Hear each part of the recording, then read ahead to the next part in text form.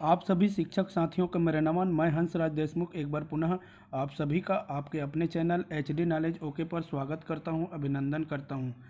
आप सभी को भली भांति ज्ञात है कि शिक्षा सत्र 2019-20 में कक्षा पहली से 8वीं तथा 9वीं और 11वीं के विद्यार्थियों को कक्षोन्नति प्रदान करते हुए प्रगति पत्रक या अंक सूची प्रदान करने हैं, परंतु विभाग की ओर से कक्षोन्नति पश्चात अंक सूची के संधारण के संबंध में जो आदेश जारी किया गया है, उस आदेश में कक्षा पहली से 8वीं के प्रगति पत्रक तथा परीक्षा फल संधारण हेतु स्पष्ट उल्लेख नहीं है। चूँकि पहली से 8वीं तक के विद्यार्थियों का एसएलए के अंतर्गत आकलन किया जाता है, अतः शिक्षकों को परीक्षाफल पंजी संधारण करने तथा प्रगति पत्रक तैयार करने में बहुत सारी समस्या का सामना करना पड़ेगा। हमारे शिक्षक साथी समय पर उचित मार्गदर्शन एवं दिशा निर्देश नहीं मिलने के कारण बहुत परेशान एवं भ्रमित रहते हैं। इस हेतु जल्द ही विभाग की ओर से इस संबंध में स्पष्ट दिशा निर्देश आ जाए तो बहुत अच्छा होता। वीडियो में आगे बढ़ने से पहले यदि आप मेरे चैनल में नए हैं तो मेरे चैनल को फटाफट सब्सक्राइब कर दीजिए एवं बेल आइकन को भी प्रेस कर दीजिए ताकि मेरे आने वाले हर नए वीडियो का नोटिफिकेशन आपको आसानी से मिल सके। मेरा यह वीडियो आपके परीक्षा फल संधारण एवं प्रगति पत्रक तैयार करने में बहुत ही लाभकारी सिद्ध होगा। इस हेतु हम सबसे पहले जानेंगे कि किन किन समस्याओं एवं दिक्कतों का सामना करना पड़ेगा। सबसे पहले हम देखते हैं परीक्षा फल संधारण में क्या क्या समस्या आ सकती है। तो यहाँ पर देख लीजिए, शिक्षकों को अभी भी योग और महायोग के पूर्णांक लिखने में संशय है। महायोग करेंगे न या नहीं भ्रम की स्थिति में है। महायोग के स्थान में कक्षोन्नति लिखना है या नहीं। जीवन कौशल में योग की पंक्ति का न होना। उपस्थिति ग्रेड भरने में समस्या उत्पन्न होना एवं जीवन कौशल में अवधि 1 व अवधि 2 को किस दिनांक से किस दिनांक तक गणना करें। इतने सारे पूर्णांक है कि प्राप्तांक ग्रेड का निर्धारण करना एक बड़ी समस्या है। तो चलिए इन सारी समस्याओं को दूर करते हुए हम कक्षावार परीक्षाफल संधारण को समझते हैं। सबसे पहले हम कक्षा पहली और दूसरी के लिए देख लेते हैं। तो ये जो है परीक्षाफल पंजी का प्रारूप है। इसमें आप देखेंगे कि FA1, PA1, SA1 और उसके पश्चात योग है, उसके बाद FA2, उसके बाद PA2, उसके बाद SA2। तो इस प्रकार से ये परीक्षा फल का प्रारूप है। तो यहाँ पर पूर्णांक और प्राप्तांक, तो इसमें इस परीक्षा फल पंजी के प्रारूप में एक कमी है। जैसे कि आप देख रहे हैं यहाँ पर FA1, PA, यहाँ पर आपको प्राप्तांक के बाद आपको ग्रेड भी लिखना है। सभी मूल्यांकन में आपको ग्रेड भी लिखना है। तो आप अपनी सुविधा अनुसार ग्रेड किस प्रकार से लिखें, प्राप्तांक के बाद ग्रेड के लिए एक छोटा सा कॉलम खींच ले या फिर प्राप्तांक ऑब्लिक ग्रेड भी आप लिख सकते हैं। तो ये जो है गोलछा प्रकाशन का परीक्षा फल पंजी है, इसमें ये कमी है। तो आपके पास जो परीक्षा फल पंजी होगा निश्चित ही उसमें ग्रेड का कॉलम बना हुआ होगा।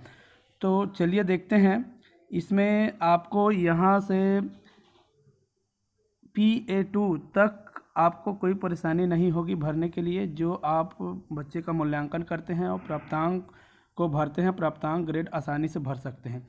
उसके पश्चात आप शासन की ओर से जो कक्षोन्नति का आदेश है वो SA2 में आपको उसका सील लगाना है। कक्षोन्नति के संबंध में जो आदेश प्रसारित किया गया है उस आदेश का सील यहाँ पर लगाना है। उसके पश्चात यह जो मूल्यांकन है उसको आगे का जो योग है उसमें इस मूल्यांकन के पूर्णांक को घटा देना है। तो यहाँ पर जो योग है उसमें ये जो है घटेगा, तो इसका जो टोटल बनेगा वो पूर्णांक जो है FA2 और PA2 दोनों जोड़ करके यहाँ पर योग में 10 और 10 20 हो जाएगा। इसी प्रकार से यहाँ पर जो योग है, ये वाला योग है और ये वाला योग, ये जोड़ करके ये यहाँ पर महायोग बन जाएगा। तो 50 और 20 जोड़ करके हो गया 70। तो महायोग में इस प्रकार से पूर्णांक आ जाएंगे और इसका ग्रांड टोटल नीचे में आप देख रहे हैं यहाँ पर ये जो है 210 में आपका अंतिम ग्रेड निकलेगा जो भी प्राप्तांक होगा। उसके बाद जीवन कौशल के पार्ट को भरना है। तो जैसा कि आप देख रहे हैं इसमें अवधि 1 में आपको ग्रेड भरना ही है और अवधि 2 में कक्षोन्नति के आदेश का सील लगाना है। उसके पश्चात यहाँ पर एक कमी है, नीचे में योग का पंक्ति नहीं बना हुआ है। आपके परीक्षा फल पंजी में हो सकता है बना हुआ होगा, लेकिन यहाँ पर जो मेरे पास जो परीक्षा फल पंजी है उसमें योग का एक पंक्ति नहीं बना हुआ है। तो आप योग की पंक्ति यहाँ पर खींच ले तो आसानी होगी भरने के लिए और यहाँ पर योग कर लें। उसके पश्चात अंतिम में आप जो है यहाँ पर जो अंतिम ग्रेड निकलेगा उसको यहाँ पर संज्ञानात्मक क्षेत्र का ग्रेड यहाँ अंकित करें और जो जीवन कौशल का अंतिम ग्रेड यहाँ पर निकलेगा उसको जीवन कौशल के ग्रेड इस प्रकार से अंकित करें। इसके बाद देख रहे हैं आप ये कक्षा तीसरी का परीक्षा फल संधारण पंजी है। यहाँ पर भी आप देख सकते हैं, यहाँ पर ये जो है यहाँ से PA2 तक आपको कोई परेशानी नहीं होने वाली है। और उसके बाद SA2 में आपको कक्षोन्नति आदेश का सील लगाना है। उसके बाद यहाँ पर अवलोकन कर लीजिए कि योग का प्राप्तांक और महायोग का प्राप्तांक पूर्णांक प्राप्तांक आप स्पष्ट रूप से यहाँ पर जो पूर्णांक लिखा हुआ है उसको अवलोकन कर लीजिए और देख लीजिए। उसके बाद जीवन कौशल ठीक उसी प्रकार से आपको संधारण करना है जैसा कि पहले मैंने बताया है। क्योंकि यहाँ पर कक्षा तीसरी में 4 विषय हो जाते हैं, हिंदी, अंग्रेजी, गणित, पर्यावरण। इसको आप अच्छे से अवलोकन कर लीजिए और ये जो पूर्णांक है उसको आप स्पष्ट रूप से देख लीजिए। हो सके तो आप इस पूर्णांकों को लिख लें। चलिए इसके बाद हम देखते हैं कक्षा चौथी और पाँचवीं के परीक्षा फल पंजी का संधारण। यहाँ पर भी आपको PA2 तक संधारण करने में कोई परेशानी नहीं होगी। इसके पश्चात आपको यहाँ पर SA2 में कक्षोन्नति आदेश का सील लगाना है। उसके बाद यहाँ पर देख लीजिए आप योग जो है यहाँ पर योग में पूर्णांक 35 हो जाते हैं सभी विषयों में और महायोग में 110 हो जाते हैं। क्योंकि ये 40 अंक का परीक्षा जो है नहीं हुआ है, इसलिए ये जो है अंतिम महायोग में पूर्णांक जो है 110 हो जाता है और इसका ग्रांड टोटल जो है इस प्रकार से यहाँ पर जैसे कि आप देख रहे हैं ये ग्रांड टोटल यहाँ पर ये 440, इस पर आपका अंतिम ग्रेड निकलना है। ठीक इसी प्रकार से पिछले कक्षाओं की भांति आपको ये जीवन कौशल का ग्रेड भरना है और अवधि 2 में आपको कक्षोन्नति के आदेश का सील लगाना है और नीचे योग का पंक्ति बनाते हुए यहाँ पर अंतिम ग्रेड निकालें और उस अंतिम ग्रेड को यहाँ पर अंकित करें और संज्ञानात्मक क्षेत्र का जो अंतिम ग्रेड है वो यहाँ पर अंकित करें। चलिए आगे देखते हैं कक्षा छठवीं, सातवीं और आठवीं के परीक्षा फल संधारण करने में हमको कौन कौन से प्राप्तांक जो है परीक्षा फल पंजी में लिखना है। तो यहाँ से आप देख रहे हैं विभिन्न विषयों में आपको FA1, PA1, SA1, FA2, PA2 तक आपको कोई समस्या नहीं होने वाली है। ये मूल्यांकन हो चुका है और इसके प्राप्तांकों की प्रविष्टि आपने कर लिया है। इसके बाद जो अंतिम मूल्यांकन है जो SA2 है उसका कक्षोन्नति के आदेश का सील अंकित करते हुए यहाँ पर हम योग करेंगे। तो योग में FA2 और PA2 दोनों का योग होगा तो 10 और 25 जोड़ करके यहाँ पर 35 हो जाएंगे सभी विषयों का पूर्णांक। उसके पश्चात जब हम महायोग करेंगे तो SA2 मूल्यांकन नहीं हुआ है तो SA2 के जो पूर्णांक है 40 अंक वो माइनस हो जाएगा। तो यहाँ पर 150 में 40 माइनस होकर के यहाँ पर सभी विषयों का पूर्णांक 110। इस प्रकार से इसका ग्रांड टोटल जो है यहाँ पर देख रहे हैं आप, यहाँ पर ये 660 हो जाएंगे और इसी पर जो है अंतिम ग्रेड निकलना है। ठीक इसी प्रकार से आप जीवन कौशल का मूल्यांकन कर सकते हैं। अवधि 1 में आप ग्रेड को भरें और अवधि 2 के स्थान पर कक्षोन्नति आदेश का सील लगाएं और नीचे में योग की पंक्ति बनाते हुए यहाँ पर अंतिम ग्रेड निकालें और ये जो अंतिम ग्रेड है उसको यहाँ पर जीवन कौशल के ग्रेड में अंकित करें और यहाँ पर जो अंतिम ग्रेड निकलेगा संज्ञानात्मक क्षेत्र का उसको संज्ञानात्मक क्षेत्र के अंतिम ग्रेड यहाँ पर भरें। तो इस प्रकार से परीक्षा फल पंजी में आप पूर्णांक को लिखें एवं उसमें जो बच्चे प्राप्तांक अर्जित करते हैं उसको भी भरें। ए से 2 बस में आप कक्षोन्नति आदेश का सील लगाएं एवं जीवन कौशल अवधि 2 में कक्षोन्नति आदेश का सील लगाएं। बाकी आपको पूरी तरह से फिल करना है।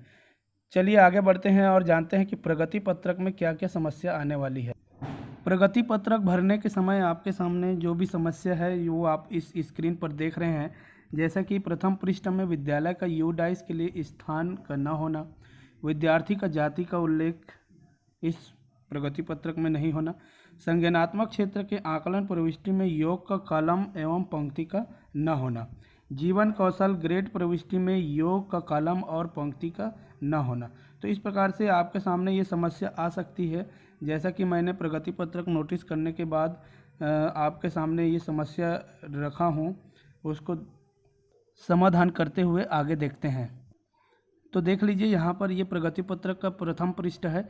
जैसा कि आप यहाँ पर देख रहे हैं, विद्यालय का नाम, विद्यार्थी का क्रमांक, जो 10 अंक का विद्यार्थी का रोल नंबर होता है वो यहाँ पर भरना है, कक्षा का नाम भरना है और इसी के साथ विद्यालय का यूडाइस कोड यहाँ पर अलग से आपको अंकित करना है, या फिर आपके पास यदि यूडाइस का सील है तो यहाँ पर आप विद्यालय के यूडाइस का सील लगा लें। उसके पश्चात नीचे आएंगे, आप विद्यार्थी की जानकारी भरते हैं, विद्यार्थी का नाम, माता का नाम, पिता का नाम और जन्म तिथि। जन्म तिथि के पश्चात आपको उस बच्चे का जाति का उल्लेख यहाँ पर करना है, आवासीय पता और मोबाइल नंबर। तो ठीक इसी प्रकार से आप पूर्व माध्यमिक शाला का भी आप यहाँ पर देख लीजिए, इस प्रकार से आप अंकित कर सकते हैं। इसके पश्चात आप आगे देखेंगे प्रगति पत्रक का जो ग्रेड वाला कॉलम है, संज्ञानात्मक क्षेत्र का जो ग्रेड हम भरते हैं उसमें नीचे में योग का ये जो पंक्ति है वो अंकित नहीं है। तो हो सके तो आप नीचे में योग का पंक्ति खींच लीजिए ताकि आपको ये ग्रेड भरने में और अंतिम ग्रेड निकालने में किसी भी प्रकार की परेशानी न हो। तो इसके संबंध में मैंने एक वीडियो बनाया है, उसमें ये योग की पंक्ति को नहीं दर्शाया गया है, तो इसमें आप ऐड कर सकते हैं और इसमें अंतिम ग्रेड निकालने में आपको किसी भी प्रकार की इसमें परेशानी नहीं होगी। और यहाँ पर ए से 2 में आपको कक्षोन्नति के आदेश का सील लगाना है, बाकी आपको ग्रेड पूरा फिल करना है और यह ग्रेड टिप्पणी लिखना है। उसके पश्चात आप जीवन कौशल वाले पेज में आप देखेंगे तो यहाँ पर भी प्रगति पत्रक में कुछ कमियां हैं। जैसा कि आप यहाँ पर देख रहे हैं, जीवन कौशल में जो बच्चे का मूल्यांकन करना है, अवधि 1 में तो आप ग्रेड का अंकन करेंगे ही। उसके पश्चात अवधि 2 में आप कक्षोन्नति आदेश का सील लगाएंगे। इसके बाद यहाँ पर जो योग का जो कॉलम है वो अंकित नहीं है और योग का पंक्ति नहीं है, तो अंतिम ग्रेड निकालने में आपको असुविधा हो सकती है। तो आप देख लीजिए यहाँ पर भी आप योग का कॉलम और पंक्ति जो है खींच कर बना सकते हैं। तो उससे पहले आप अपनी CSE या उच्च कार्यालय से सहमति ले लीजिए कि यहाँ पर हम योग का कॉलम खींचें या नहीं खींचें। तो इसके संबंध में आप उच्च कार्यालय से सहमति लेकर ही संधारण करें तो ज़्यादा अच्छा होगा।